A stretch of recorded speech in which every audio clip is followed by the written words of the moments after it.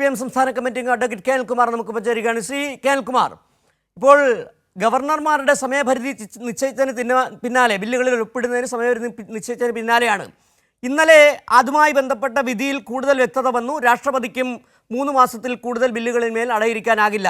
തൊട്ടടുത്ത ദിവസം തന്നെ ഇതാ കേന്ദ്ര സർക്കാർ വരികയാണ് ആ പുനഃപരിശോധനാ ഹർജിയുമായി. നമുക്കറിയാം ഏത് സാഹചര്യത്തിലാണ് ഈ വിവാദം ഉണ്ടായത്. തമിഴ്നാട് സുപ്രീം കോടതിയിലേക്ക് പോകാനിടയായ സാഹചര്യം, കേരളം പോകാനിടയായ സാഹചര്യം. ഇവിടെ ഈ ബില്ലുകളിൽ 3 മാസത്തിൽ കൂടുതൽ കൈവശം വെക്കാൻ പാടില്ല എന്നുള്ളത് കേന്ദ്ര സർക്കാരിന് ബാധകമല്ലേ?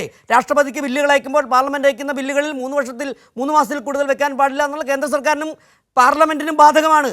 ഇവിടെ കാര്യം വളരെ വ്യക്തമാണ്. സംസ്ഥാന നിയമസഭകൾ, പ്രതിപക്ഷ പാർട്ടികൾ ഭരിക്കുന്ന സംസ്ഥാന നിയമസഭകൾ അസ്ഥിരപ്പെടുത്താൻ ഗവർണർമാരെ ഉപയോഗിച്ച് നീക്കം നടത്തുന്നു. അതിൽ കോടതി ഇടപെടുമ്പോൾ വീണ്ടും വരികയാണ് അത് പറ്റില്ല എന്ന് പറഞ്ഞുകൊണ്ട്. എങ്ങനെ വിലയിരുത്താൻ കഴിയും ഈ നീക്കത്തെ കേന്ദ്ര സർക്കാരിന്റെ? നമ്മുടെ ഭരണഘടനയുടെ ഒരു ഗ്രേ ഏരിയ എന്നറിയപ്പെടുന്ന ഒരു മേഖലയിലാണ് 200-ാം വകുപ്പ് 201-ാം വകുപ്പും ഇതേവരെ നിലനിന്നിരുന്നത്.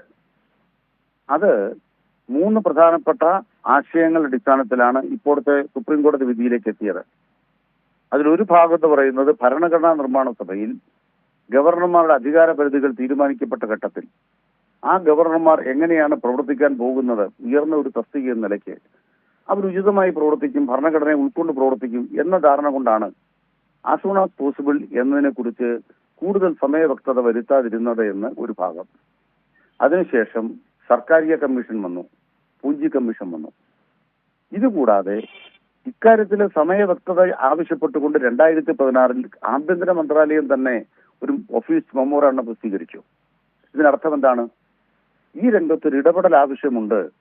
ഒന്നുകിൽ പാർലമെന്റ് ഇടപെടണം, ഇല്ലെങ്കിൽ നമ്മുടെ സുപ്രീം കോടതി ഇടപെടണം. ആരാണോ ഇടപെടേണ്ട ഒരു ആവശ്യമുണ്ട് എന്നതിനെ കുറിച്ച് എക്സിക്യൂട്ടീവ് തലത്തിൽ, ഭരണ നിർവഹണം നടത്തിക്കൊണ്ടിരിക്കുന്നവരും തലത്തിൽ ഇവിടെ ഒരു ചർച്ച നടന്നതിന്റെ ഭാഗമായ നിരവധിയായ തീരുമാനങ്ങൾ അതിൽ വന്നിട്ടുണ്ട്. അതിന്റെ ഭാഗമായി 4 കൊല്ലത്തിനിടയ്ക്ക് നിരവധി കേസുകൾ വന്നു. സുപ്രീം കോടതി ഇപ്പോ അപ്പീൽ പോകാൻ കേന്ദ്ര സർക്കാർ ഉദ്ദേശിച്ചാൽ ഏത് കേസിൽ അപ്പീൽ പോകുന്നത്? പഞ്ചാബ് കേസിലെ വിധിക്കെതിരെ അപ്പീലുണ്ടോ? പഞ്ചാബ് കേസിലെ വിധിയുടെ തുടർച്ചയാണിത്. തെലങ്കാനയിൽ തമിഴ് സെൽവി അവർക്കെതിരായ ഒരു കേസ് വന്നപ്പോൾ ആ കേസിൽ സുപ്രീം കോടതി എടുത്തൊരു നിലപാടുണ്ട്. ആ നിലപാടിന്റെ തുടർച്ചയാണിത്. അതുകൊണ്ട് ഇന്ത്യ രാജ്യത്ത് 3-4 സംസ്ഥാനങ്ങളുമായി ബന്ധപ്പെട്ട് വന്ന വിവിധങ്ങളായ കേസുകളിൽ സുപ്രീം കോടതി എടുത്തു വരുന്ന നിലപാടിന്റെ യുക്തിസഹമായ തുടർച്ചയാണ്. ഓരോ ഘട്ടത്തിലും നിങ്ങൾ ഇക്കാര്യത്തിന്, ഓരോ ബില്ലിന്റെ കാര്യത്തിലും സുപ്രീം കോടതിയിലേക്ക് വരേണ്ടതില്ല. ഒരു സമയം നിശ്ചയിക്കുക. സമയം നിശ്ചയിക്കുമ്പോൾ 1 മാസമോ 3 മാസമോ ആയിക്കോട്ടെ, ആ സമയത്തിന് ഇത് തീരുമാനിക്കാൻ കഴിയില്ലെങ്കിൽ ആ കാര്യം വിശദീകരിച്ചുകൊണ്ട് ഒരു കത്ത് കൊടുത്താൽ മതി. സംസ്ഥാന നിയമസഭ വിവരം അറിയിച്ചാൽ മതി. നമ്മുടെ രാജ്യത്ത് ഒരു പ്രധാനപ്പെട്ട നിയമതത്വമുണ്ട്, അപ്പിയേഴ്സ് ടു ബി ഡൺ. അതായത് നീതി നിർവഹിച്ചാൽ മാത്രം പോരാ, അത് നീതി നിർവഹിച്ചെന്ന് ഉറപ്പുവരുത്തണം. ഒരു സംസ്ഥാന നിയമസഭ നിയമനിർമ്മാണം നടത്തിയാൽ അതിന്റെ ബില്ലുകൾ ഒപ്പിടുമോ ഇല്ലയോ? എന്താണ് അതിലെ നിയമ തടസ്സം? എന്താണ് സാങ്കേതിക തടസ്സം? അതറിയാൻ നിയമനിർമ്മാണ സഭയ്ക്ക് അവകാശമില്ലേ?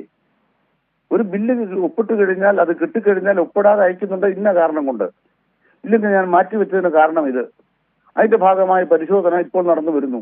1 മാസം കൊണ്ട് തീർന്നില്ല, 2 മാസം എടുക്കും, 3 മാസം എടുക്കും. ഈ സമയപരിധികൾ തീർത്തില്ലെങ്കിൽ ഒറ്റ കാര്യമേ ഉള്ളൂ, ബന്ധപ്പെട്ട നിയമസഭകൾക്ക്, സംസ്ഥാന ഗവൺമെന്റുകൾക്ക് സുപ്രീം കോടതിയെ സമീപിക്കാൻ അധികാരമുണ്ട്. ഇത്ര വ്യക്തമാക്കിയിട്ടുള്ളൂ. ഒരു മാസം കൊണ്ടോ 3 മാസം കൊണ്ടോ തീർപ്പാക്കണമെന്ന വിധിയിലില്ല. ഒരു reasonable, as soon as possible എന്നുള്ളത് 1 മാസം 3 മാസം നീട്ടാം, ഇനിയും സമയം നീട്ടാം. എന്തുകൊണ്ട് നീട്ടണം? അവിടെ ഒരു വ്യക്തത കൂടി വന്നിട്ടുണ്ട്. ഒരു നിയമം രാഷ്ട്രപതിക്ക് കിട്ടിയാൽ വിവിധ മന്ത്രാലയങ്ങളുടെ പരിശോധന വേണം. ഏത് പരിശോധനയ്ക്കും 15 ദിവസം കൂടുതൽ എടുക്കരുത്. ഇത് 2016 ഒഫീഷ്യൽ മെമ്മോറാണ്ടത്തിൽ ചൂണ്ടിക്കാണിക്കുന്നതാണ്. ഇവിടെ 4 കൊല്ലം നീട്ടിക്കൊണ്ടു പോകുന്നതിന് എന്തിനായാ പറയണത്? ഇതിൽ നിന്ന് നമ്മൾ മനസ്സിലാക്കേണ്ട കാര്യം, സുപ്രീം കോടതിയുടെ വിധി ഇന്ത്യ രാജ്യത്തിന്റെ ഭരണഘടനയുടെ ഫെഡറൽ അന്തസ്സത്തെ ഉയർത്തിപ്പിടിക്കുന്നതും RSS ഇന്ത്യ രാജ്യത്തെ ഫെഡറലിസത്തെ തകർക്കാൻ നടക്കുന്ന നീക്കത്തിനെതിരെയുള്ള ചരിത്ര വിധിയാണ്. ആ വിധിയെ അട്ടിമറിക്കാനാവില്ല. സുപ്രീം കോടതിയിലേക്ക് പോയാൽ ഇനി അട്ടിമറിക്കാനാവില്ല. അങ്ങനെ ഭയപ്പെടുകയൊന്നും വേണ്ട. കാരണം പാർലമെന്റ് നിയമം നിർമ്മിക്കാൻ ഉദ്ദേശിക്കുന്നുണ്ടോ? ഇവിടെ മറ്റൊരു പ്രശ്നം കൂടി വന്നു വരുന്നു. ജമ്മു കാശ്മീരുമായി ബന്ധപ്പെട്ട് എന്താണ് പറഞ്ഞത്? അവിടെ നിലവിലുണ്ടായിരുന്ന സംവിധാനത്തെ അട്ടിമറിച്ചു. അപ്പൊ ഗവൺമെന്റ് പറഞ്ഞു ഞങ്ങൾ അവിടെ തെരഞ്ഞെടുപ്പൊക്കെ നടത്താൻ പോകുന്നു, സംസ്ഥാന പദ്ധതി കൊടുക്കാൻ പോകുന്നു.